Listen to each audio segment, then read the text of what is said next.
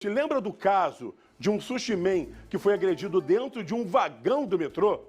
Ontem, policiais de segurança presente prenderam um homem acusado do crime.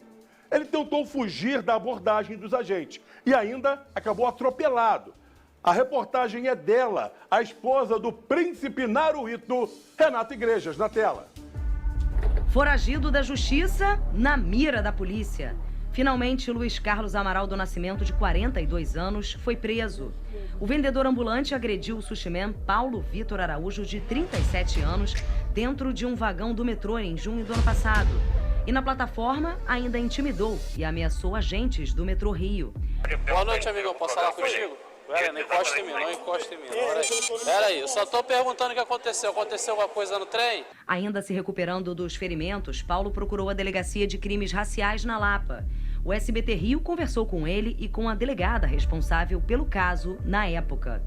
Em momento nenhum ele olhou para mim antes, nem eu para ele, não teve nenhum troca de olhares, nem verbalmente. Então, cara, inexplicável. Acho que ele, sei lá, surtou, segundo o próprio segurança do metrô, aparentava estar drogado ou alguma coisa. A motivação, a princípio, seria uma xenofobia regional. O que seria isso? É o ódio de olhar para uma pessoa e achar que ela tem, de repente, feições nordestinas, alguma coisa que o irrita muito. Segundo moradores e comerciantes, Luiz Carlos foi expulso da comunidade onde morava na Zona Oeste depois que o caso veio à tona, mas continuava pelas ruas da Barra da Tijuca. Segundo a Polícia Militar, agentes do programa Segurança Presente abordavam vendedores ambulantes próximos a uma estação do BRT na Avenida das Américas na tarde desta quarta-feira, quando Luiz Carlos tentou fugir. Claro, o que acabou chamando a atenção dos policiais. O suspeito ainda foi atropelado 2 vezes até ser detido. Depois de passar pelo hospital, ele foi levado para a delegacia. Luiz Carlos já respondia pelo crime de violência doméstica e foi indiciado por tentativa de homicídio. Ele deve ser levado para o complexo prisional de Benfica nesta quinta-feira, onde vai passar por uma audiência de custódia. Paulo Vitor continua em tratamento até hoje. Fiz 2 cirurgias muito sérias no meu rosto e ainda estou em tratamento fazendo acompanhamento médico para poder me recuperar dessas lesões que quase tiram a minha vida. Eu já vou comentar esse assunto com você agora, mas primeiro eu vou te dar essa informação que eu acabei de receber aqui. Olha só, mulher acaba de matar o marido no conjunto Manguariba, tá? Fica na rua Calandra, ex-mulher do Valmir Borracheiro matou ele. As imagens são fortíssimas. Acabou de acontecer, a imprensa ainda não chegou lá. Conjunto Manguariba, tchê, acabei de mandar pra você, vamos tentar correr alguém pra lá, porque a cena é fortíssima. O cara foi brutalmente assassinado, já falamos aqui pra você. As imagens a gente não consegue mostrar porque é uma cena de terror. Agora, voltando a falar sobre aquele assunto ali, esse crime de xenofobia, esses crimes de racismo, de homofobia, de todos eles é uma coisa que tem que acabar, Carregosa. Porque as pessoas olham pra você, elas não gostam da roupa que você veste, com quem você anda, quem você é. Seria muito mais prático se as pessoas respeitassem o outro pelo que ele é. Por exemplo, você, desde que eu conheci você, você tem cabelo grande. Você é um delegado de polícia. O cabelo grande não impede que você seja o profissional que você é. E as pessoas precisam respeitar o outro, Carregosa. Isso tem gente que obviamente é muito mais preparada para explicar como funcionam essas dinâmicas, não só de racismo, mas de sujeição de um grupo em relação ao outro. No momento civilizatório, a gente tem que entender que a gente vive num processo de transformação constante. Então a sociedade vai mudando e vai racionalizando as suas práticas. O que fazia sentido no passado, depois passa um tempo e não faz sentido. Então hoje o que a gente percebe? Nós temos que, antes de qualquer coisa, nós somos seres humanos, então uma coisa óbvia, e nós temos que forçar essa vivência coletiva, ou seja, eu conviver com pessoas que eu olho no espelho e não parecem comigo, só melhora o que eu sou como ser humano. Da mesma forma que vai acontecer com o Caio e tudo mais. Então esse tipo de relacionamento é importante. Porque o ser humano, historicamente, ele sempre conviveu num grupinho fechado. Então todo mundo vai ver que as melhores sociedades são essas que vão aprender, não só pelo ponto de vista lógico, humanitário, mas como formação da nossa própria identidade, da nossa própria consciência. Quando eu convivo com uma pessoa que é diferente a mim, na verdade, a minha percepção de mundo muda, porque eu parei de conviver só com as pessoas que pensam igual a mim. Então, isso já começa um processo de racionalização da sociedade.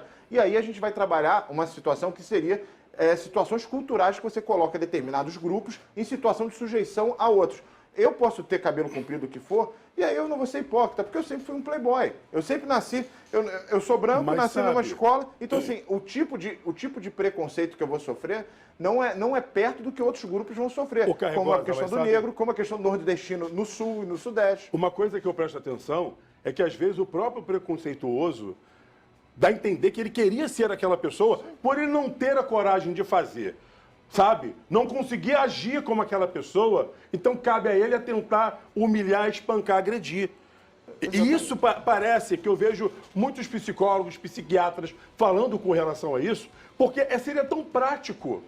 Você não gosta? Cala a boca e fica quieto, irmão.